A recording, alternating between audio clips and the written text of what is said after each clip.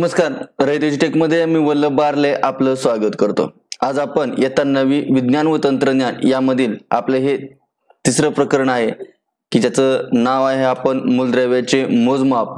चौथं प्रकरण आहे आणि त्यालाच आपण सेमीच्या साठी देखील त्याला आपण मेजरमेंट ऑफ मॅटर हे प्रकरण आपण पाहत आहोत। या ठिकाणी आपण यातील पहिला व्हिडिओ आपण कालच्या सेशनला आपण पाहिला, त्यानंतरचा तिथून पुढे आपण कंटिन्यू करूया। ॲटम, त्या ॲटमची असणारी साइज, मास अँड व्हॅलन्सी ह्या कन्सेप्ट आपण आज या ठिकाणी क्लिअर करणार आहोत किंवा या गोष्टीविषयी आपण जाणून घेणार आहोत। We have learned about that the center of an atom is the nucleus and there are the moving electron in the extra nuclear part. These electrons are negatively charged elementary particle, while the elementary particles that make up the nucleo are positively charged protons and electrically neutral are neutrons. म्हणजे या ठिकाणी आपण अणूचे अंतरंग या संदर्भामध्ये आपण internal structure of atom and an atom हे आपण गेल्या वर्षी इयत्ता 8वीला आपण अभ्यासलेलं आहे। यामध्ये हे जे काही आपण या अणूची अंतर्गत संरचना असते ती आपण अभ्यासलेली आहे। रुदरफोर्डच्या एक्सपेरिमेंटद्वारे आपण या ठिकाणी पाहिलेलं आहे। आता यामध्ये गेल्या वर्षी आपण अणूच्या मध्यभागी हा न्यूक्लियस असतो म्हणजे केंद्रक असतो आणि ह्या केंद्रकाबाहेर भागामध्ये फिरणारे हे इलेक्ट्रॉन हे आपल्याला ऋण प्रभारित म्हणजे निगेटिव्ह चार्ज असणारे हे आपल्याला दिसून येतात।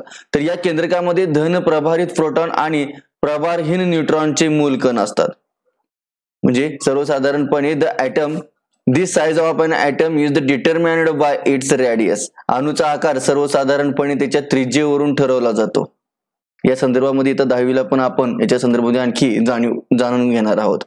म्हणजे हे रिकामी जाण्यासाठी तुम्हाला खूप महत्त्वाचं आहे, अणूचा आकार हा त्याच्या त्रिज्येवरून ठरवला जातो। The size of an atom is determined by its radius. The atomic radius of an isolated atom is the distance between the nucleus of an atom and its outermost orbit. Atomic radius is expressed in nanometers. आता हे radius म्हणजे काय, ते त्रिज्या म्हणजे काय, तर स्वतंत्र अणूमध्ये त्या अणूची त्रिज्या म्हणजे अणूचे केंद्रक आणि बाह्यतम कक्षा यामधलं अंतर आहे। जे अणूचं जे काही केंद्रक आहे आणि त्या केंद्रकापासून शेवटचा जो काही कक्षेमध्ये जे काही इलेक्ट्रॉन्स असतील तिथून ज्या केंद्रकाचं आणि त्या याचं अणूचं जे काय अंतर आहे बाह्यतम कक्षा, ह्या दोघांमधलं अंतर म्हणजे त्या अणूची त्रिज्या असं आपण म्हणतो। अणूची त्रिज्या ही नॅनोमीटर मध्ये मोजली जाते। आता हे नॅनोमीटरचं काय, आपण approximately size of the atoms and molecules. 1 nanometre म्हणजे 1/10⁹ metre, that is equal to 1 nanometre and 1 metre is equal to 10⁹ nanometre. Atomic radius in metre. आता काही एक्झाम्पल दिलेले आपल्याला हायड्रोजन ॲटमचे, आपल्याला या ठिकाणी ॲटॉमिक रेडियस दिले 10⁻⁻10 आणि त्याचा जो वॉटर मॉलिक्यूल असेल तर 10⁻⁹ आणि हिमोग्लोबिन मॉलिक्यूल असेल तर 10⁻⁸ या पद्धतीने आपल्याला याची ॲटॉमिक साइज दिलेली आहे। म्हणजे हे जे काय अणूची त्रिज्या असेल किंवा रेणू असेल यांचे जे काय आकार असतील ते साधारणतः आपल्याला त्यांच्या त्रिज्यामध्ये आपण मोजतो। म्हणजे त्याची त्रिज्या म्हणजे त्या अणूचा आकार होय। म्हणजे आता त्या ठिकाणी पहा, आपल्याला हायड्रोजन या अणूची जर त्रिज्या पाहायची झाली तर ते आपल्याला 10⁻⁻ आणि पाण्याच्या रेणू जर H2O चे जर पाहायचं म्हटलं तर आपल्याला 10⁻⁹ आणि हिमोग्लोबिनचा रेणू पाहायचा असेल तर 10⁻8 एवढे हे मीटर मध्ये आपल्याला या ठिकाणी तिचं आकारमान सांगता येतो। आणि 1/10⁹ मीटर म्हणजेच 1 नॅनोमीटर आणि 1 मीटर बरोबर म्हणजे 10⁹ नॅनोमीटर। या पद्धतीने आपल्याला याचं अणूचं आकारमान आपल्याला सांगता येते। atoms are the very tiny modern instrument like electron microscope, field ion microscope, scanning tunneling microscope, enlarge image of the atom. Look at the image of an atom obtained from ion microscope. हे ion मायक्रोस्कोपच्या साहाय्याने घेतलेली ही अणूची या ठिकाणी हे आपल्याला दृश्य किंवा त्याची एक्सपांडेबल आपल्याला त्याची इमेज दिसून येते। ॲटम हे कसे असतात, अणू हे अतिशय सूक्ष्म असतात, कारण आपण त्याची व्याख्या करतानाच म्हणतोय की मूलद्रव्याच्या किंवा पदार्थाच्या सर्वात लहानात लहान कणाला आपण अणू असं म्हणतोय। आता हे आपल्याला इलेक्ट्रॉन सूक्ष्मदर्शक असेल, फील्ड आयन सूक्ष्मदर्शक असेल, स्कॅनिंग टनेलिंग सूक्ष्मदर्शक असेल, अशा ह्या ज्या काय मॉडर्न टेक्नॉलॉजी आहेत या आधुनिक साधनाच्या माध्यमातून ह्या अणूची आपल्याला विशालित प्रतिमा ही दाखवण्याची क्षमता असते. आता हे जे काय वरती तुम्हाला आकृती दाखवलेली ते फील्ड आयन या सूक्ष्मदर्शिकेच्या सहाय्याने ही मिळालेली अणूची प्रतिमा आहे. The atomic size depend on the number of the electron orbit in the atom. The greater the number of the orbit, the larger the size. हे बघा, हे पण वाक्य आपल्याला खूप महत्वाचं आहे. अणूचा आकार हा त्यांच्यामध्ये असणाऱ्या इलेक्ट्रॉनच्या कक्षाच्या संख्येवरती अवलंबून असतो. म्हणजे त्याच्या कक्षा तुम्हाला माहित असतील, KL, M, N अशा पद्धतीच्या जे काय कक्षा असतील, जेवढ्या ह्या कक्षा जास्त असतील, the greater the number of the orbit the larger the size. म्हणजे ह्या कक्षांची संख्या जितकी जास्त असेल तितकाच आकार हा मोठा असतो. For example, an atom of potassium is the bigger than an atom of sodium. म्हणजे ह्या ठिकाणी आपण सांगू शकतो की सोडियमच्या अणूपेक्षा हा पोटॅशियमचा अणू मोठा आहे. आता जर या दोन्हीच्या बाहेर if two atom have the same outermost orbit, then the atom having the larger number of the electron in the outermost orbit is the smaller than the one having a fewer electron in the same outermost orbit. For example, an atom of the magnesium is the smaller than the atom of sodium. आता म्हणजे काय, जर समजा दोन अणूच्या बाह्यतम कक्षा तीच असतील, त्याच कक्षा असतील, म्हणजे समजा जे KL, M पर्यंत जर असेल, आता सोडियम हा किती आहे, त्याचा ऍटॉमिक नंबर 11 आहे. पहिल्या कक्षेमध्ये किती येतील, 2 इलेक्ट्रॉन, म्हणजे K मध्ये 2 येतील. नंतरच्या बाहेर कक्षेमध्ये किती येतील, K नंतर कुठली, L मध्ये 8 येतील. 8 आणि 2 10 झालं. KL, M. आता M मध्ये किती राहिले, 1 राहिले. म्हणजे या पद्धतीने या ठिकाणी ही शेवटच्या कक्षेमध्ये 1 इलेक्ट्रॉन गेला. म्हणजे या ठिकाणी सोडियमच्या अणूपेक्षा हा पोटॅशियमचा अणू हा मोठा आहे. आता यामध्ये जर दोन अणूच्या बाह्यतम कक्षा त्याच असतील, तर त्या अणूच्या बाह्यतम कक्षेमध्ये जास्त इलेक्ट्रॉन असतील, त्याचे आकार ज्या अणूच्या बाह्यतम कक्षेत कमी इलेक्ट्रॉन आहेत अशाच्या तुलनेने लहान असतो.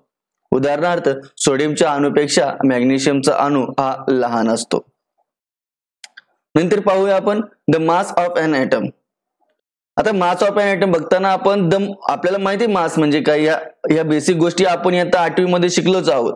The mass of an atom is the concentrated in its nucleus and it is the due to the proton and neutron in it. म्हणजे हे त्याचं अणु वस्तुमान कशामुळे झालेलं असतं, तर अणूचे वस्तुमान हे त्याच्या केंद्रकात एकवटलेल्या असून त्यामध्ये असणाऱ्या प्रोटॉन आणि न्यूट्रॉन यामुळे असते.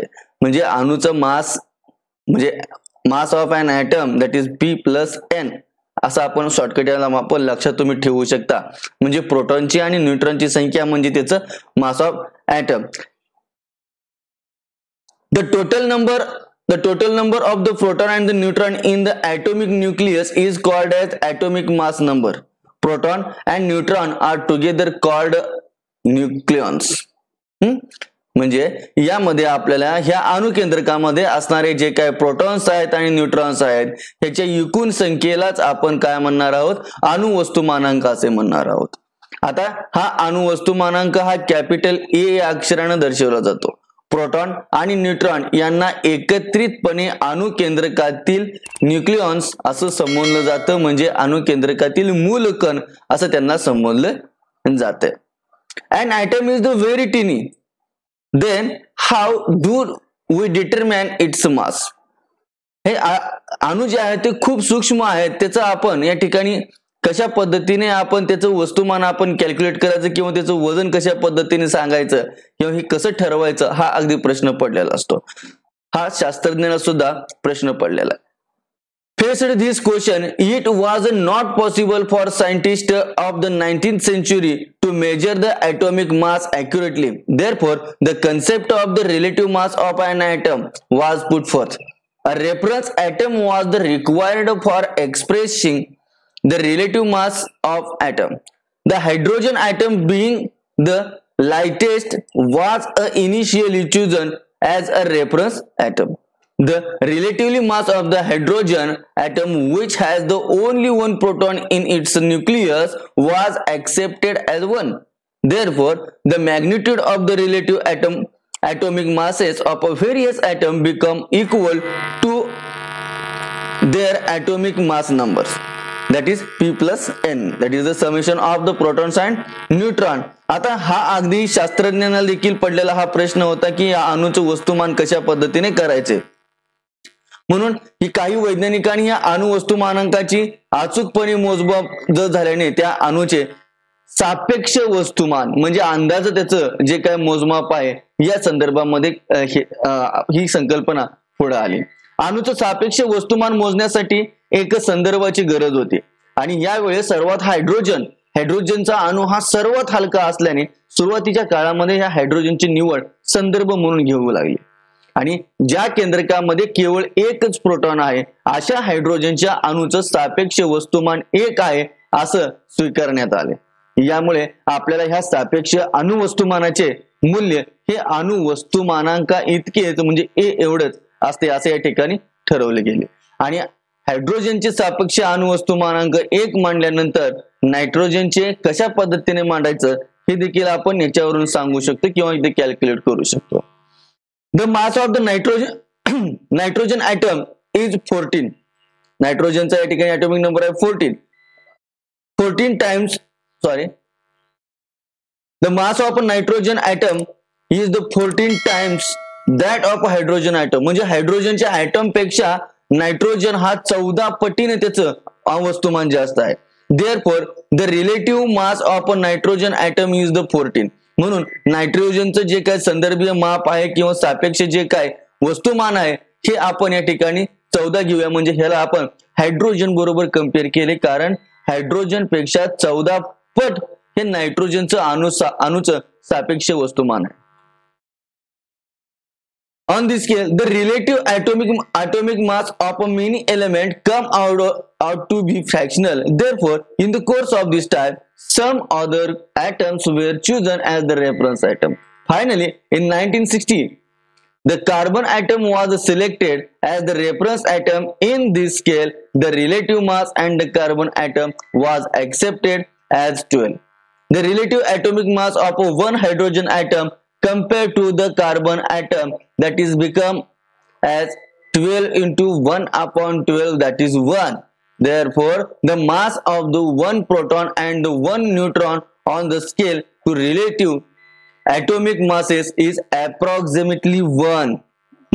म्हणजे बघा या ठिकाणी काय केलं तर नायट्रोजनच्या एका अणूचं वस्तुमान ह्या हायड्रोजनच्या एका अणु वस्तुमानाच्या 14 पट आहे.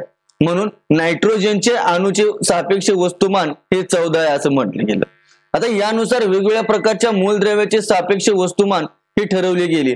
या मापन श्रेणीमध्ये अनेक मूलद्रव्याची सापेक्ष अणुवस्तुमाने ही अपूर्णांकामध्ये आली.